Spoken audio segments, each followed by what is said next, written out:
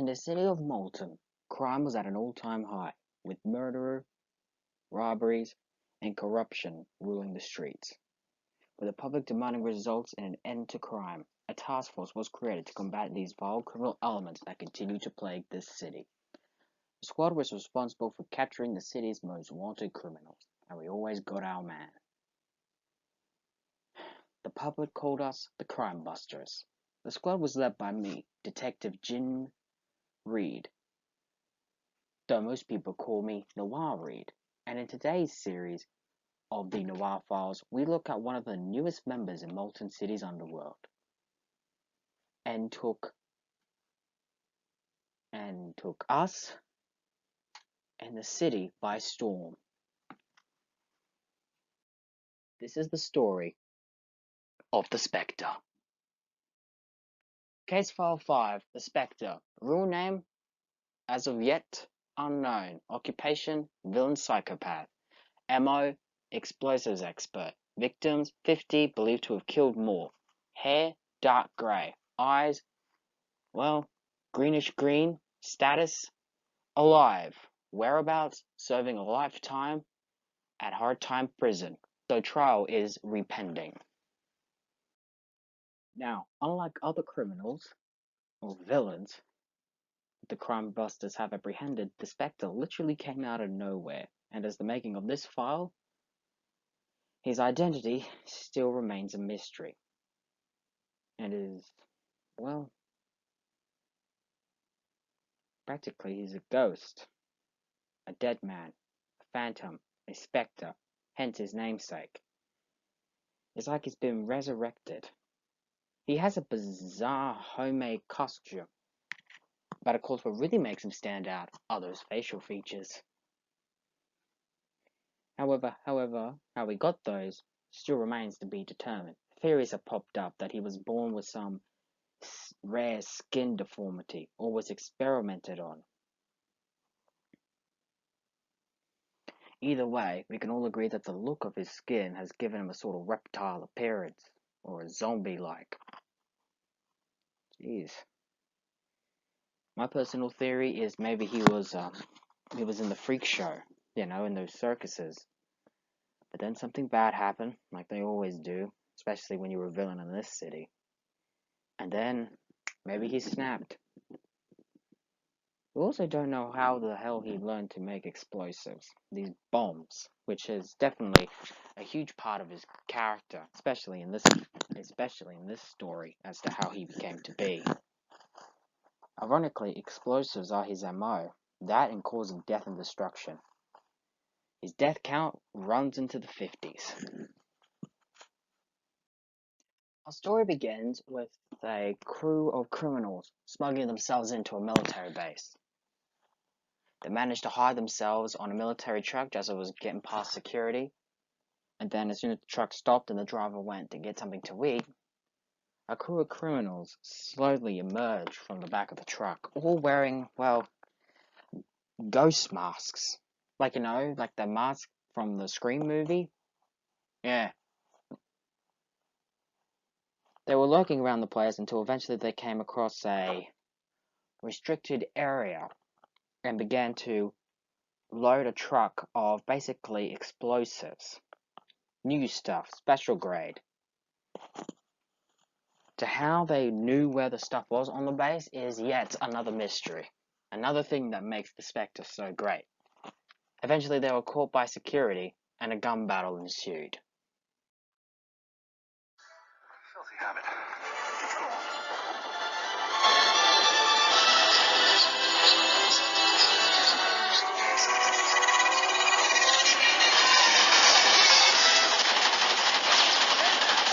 I got the encoder!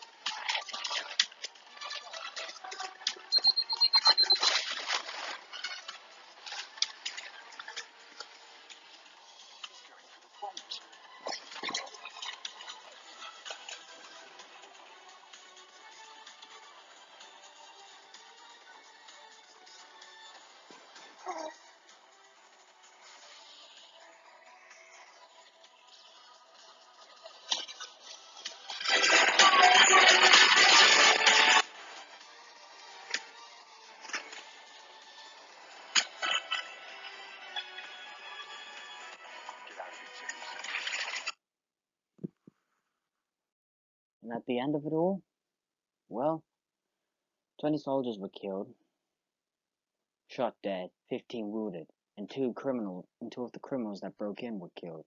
The military base tried to keep this under wraps, but, well, newspapers managed to find out about it. To this day, I don't know how.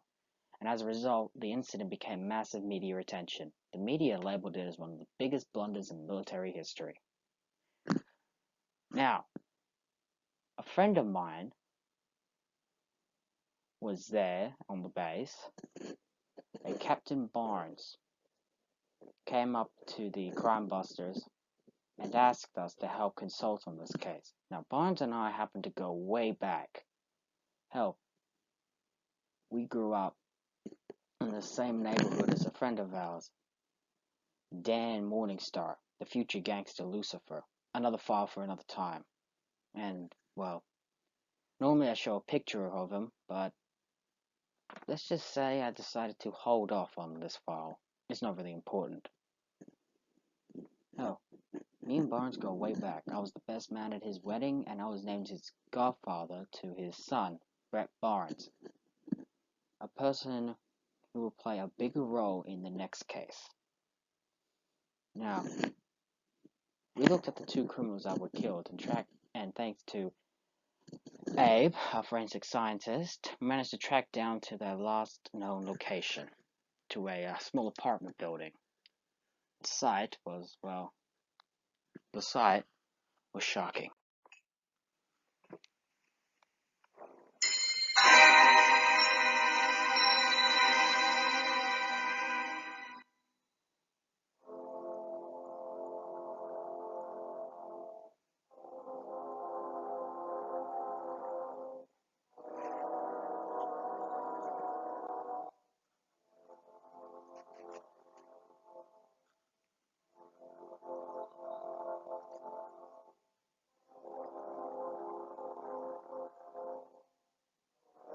Jill?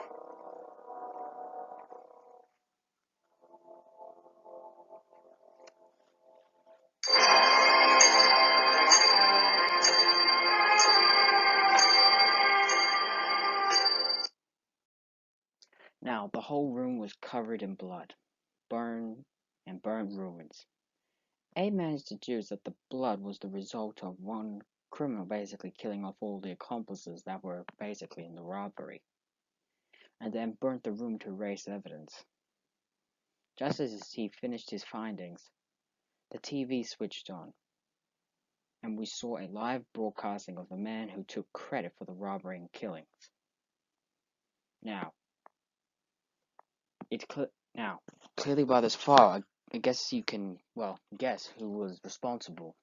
It was the Spectre. Like I said, this is our first encounter with the guy.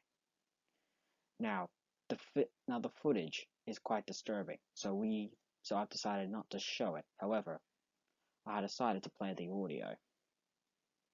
But I must warn you that it might be a little bit unnerving. Greetings, Malton. It is I, the Spectre, the man responsible for the military robbery. I just arrived here and I think I like this city. In fact, I'm gonna show off my appreciation with a big bang. And remember, don't be in a building that is fully, packed. It's gonna be quite a blast.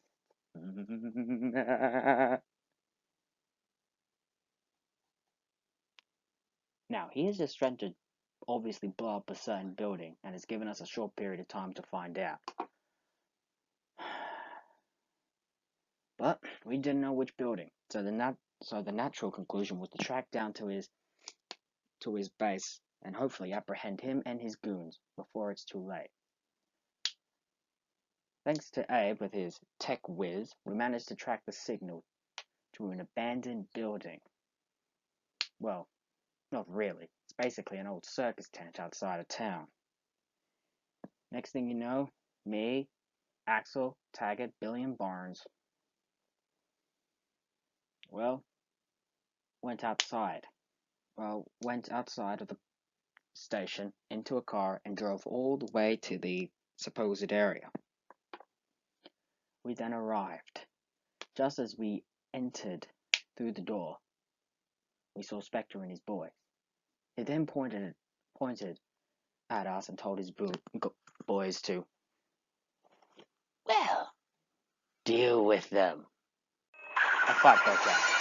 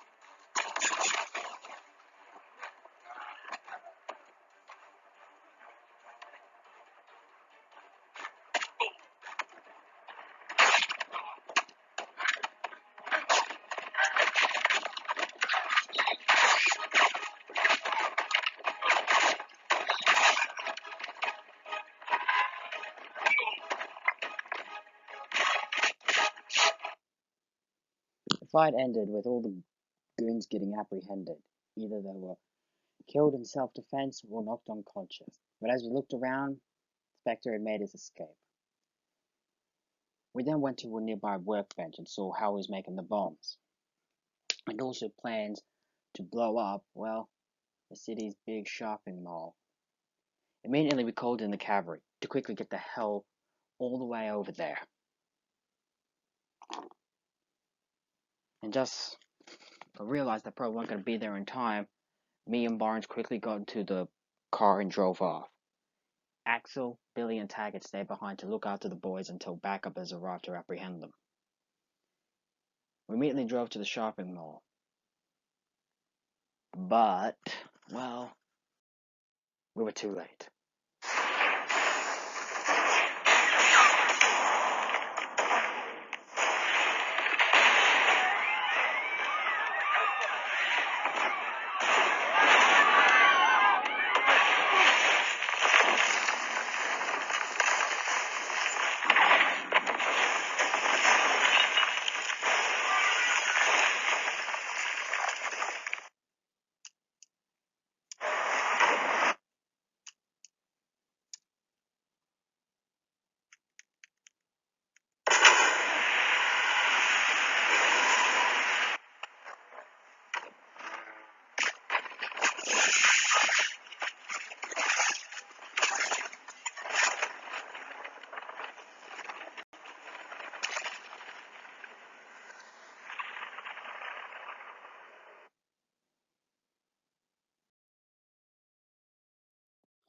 Shopping mall blew up. We were too late. 30 people were killed. Others were placed in critical condition. Our failure to prevent the bomb from going off, well, let's just say it had serious consequences for the squad years later. Now, just as we were essentially recovering from the horrific sight we all saw, we got a call from the Spectre. This is what he had to say. Hello, Reed. I assume Barnes is right there, isn't he? I hope he did love the show. After all, who doesn't love a bomb going off? Not us. Aw, cheer up. It looked like it didn't kill you. Then again, I couldn't say the same for the rest of the people in there. Like I said, I wanted to introduce myself into the city with a bang. However, I do know that you do want to see me, so I'll make it easy. You and Barnes, come alone to his house. And if you don't, or try to pull any unwanted tricks? Well, let's just say Brit won't be breathing.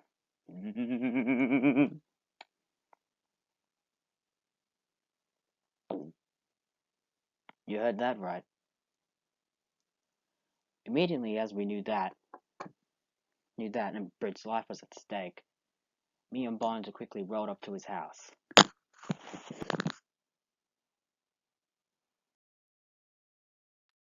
Just as we rolled up, we got out of the car and went into the building. We went to the house, guns drawn. There he was, sitting on the chair, calm as he was, while Brit was tied. However, I want to point out something. Brit is actually a very resourceful kid. Whilst we were talking, banter going back and forth, Brit was secretly untying himself, find a nearby knife, and basically cutting the ropes. Just as he cut the ropes, he quickly bumped Spectre, basically making him fall, and quickly ran out the door.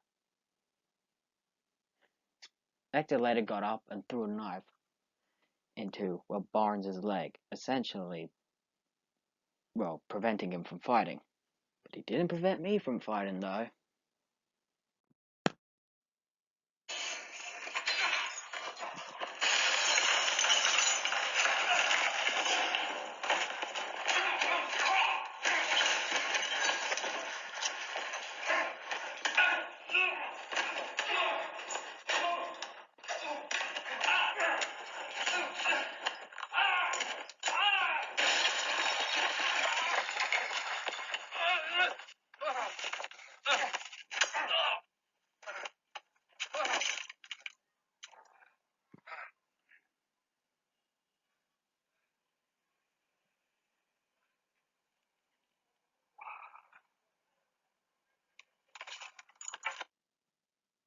Spectre was defeated, just as we called reinforcements to take him away. Just as he was being taken into a squad car, he quickly turned to me and said, "Well played, Reed, but don't forget, this game is far from over. After all, my presence in this city is gonna bring it one hell of an attention. And who knows, maybe more weirdos will come out now." I didn't think of it at the time, but to be honest, he was right.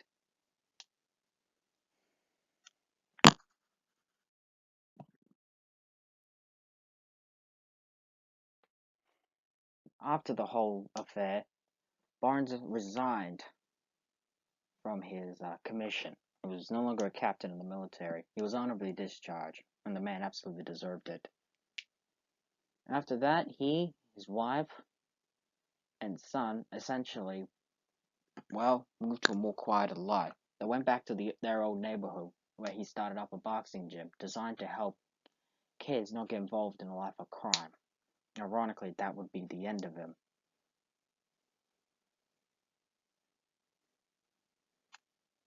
But that's another case for another time. After the whole affair, the Spectre managed to get an insanity plea, and as a result, he was, though technically, kinda sentenced to life at hard time for special medical care. However, people have been protesting that he be retried sane and be given the death penalty. Now, although the crime busters were responsible for his apprehension, and the public was very grateful we finally caught him, some weren't so much, and blamed our failure for preventing the bomb going off.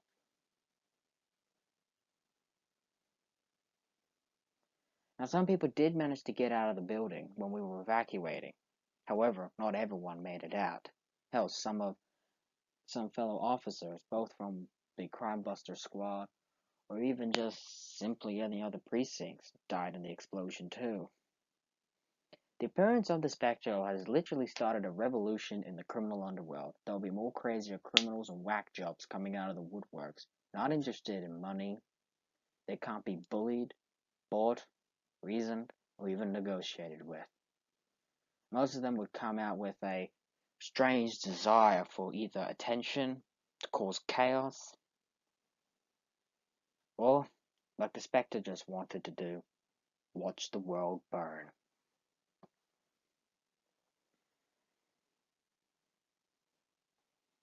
But for now, another criminal is locked up, and I, Noir Reed, call this case